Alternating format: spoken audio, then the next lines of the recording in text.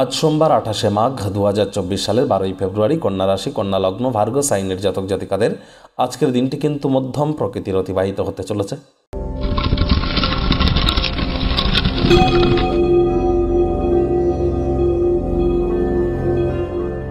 ভিডিওটির শুরুতেই স্ক্রিনে আপনারা দেখতে পাচ্ছেন মহাদেবের রুদ্র গায়ত্রী মন্ত্র। ওম তৎপুরুষায় বিদ্মহে মহাদেবায় ধীমহি তন্ন রুদ্র প্রচোদয়াৎ। সকাল দুপুর সন্ধ্যা 3 বেলায় 108 বার করে, না পারলে 21 বার করে জপ করুন এবং দেবাদিদেব মহাদেবের উদ্দেশ্যে নিজের মনস্কামনাকে জ্ঞাপন করুন। তিনি অবশ্যই তা পূর্ণ করবেন, এ বিষয়ে কিন্তু কোনো সন্দেহই নেই।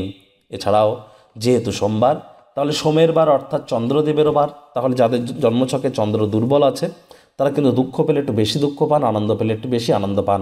অর্থাৎ সব কিছুতেই আপনাদের extreme in terms of your emotion, আবেগের ক্ষেত্রে আবেগপ্রবণ আপনারা চন্দ্রের মজবুতিকে বৃদ্ধি করবার জন্য চন্দ্রের বীজ মন্ত্র ওম শ্রাং শ্রীং স্রংস সময় নামা জপ করতে পারেন।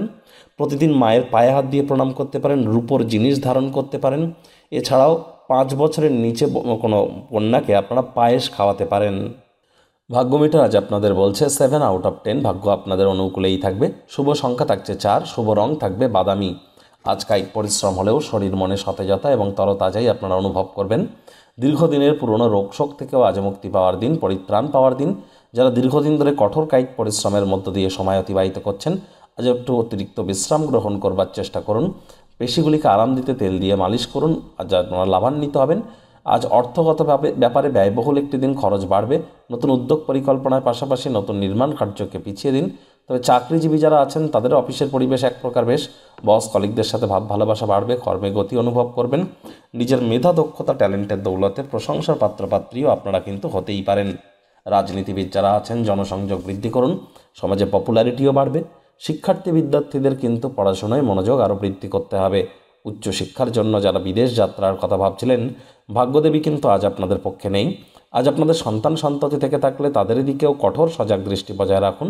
অসৎ সঙ্গে কিন্তু চলেই যেতে পারে। চোখে চোখ রেখে খুব ইজিলি মিথ্যে কথাও বলে দিতে পারে, নেশা ভাঙের প্রতি আকৃষ্ট হতে পারে। হাউসওয়াইফ যারা আছেন, দিনের শুরুটা যতটা তাড়াতাড়ি করবেন সেটিই আপনাদের ক্ষেত্রে বেটার। প্রেমিক প্রেমিকা, স্বামী স্ত্রী, রূঢ় বাক্যের প্রয়োগ, অশ্লীল ব্যবহার যেন করবেন না। তৃতীয় কোনো ব্যক্তিকে আপনাদের সম্পর্কের মধ্যে প্রবেশ করতে দেবেন না। সম্পর্কের দুর্বলতা কিন্তু আরও বৃদ্ধি পেতে পারে। শত্রুপক্ষ, বিরোধী পক্ষ খুব একটি শক্তিশালী থাকছে না। পরিবার, পরিজন, নিকটস্থানীয় ব্যক্তিবর্গ, বন্ধু স্বজন কারোর উপরেই জোর করে নিজের মতামতকে জাহির করতে গেলেই কিন্তু ক্ষতি।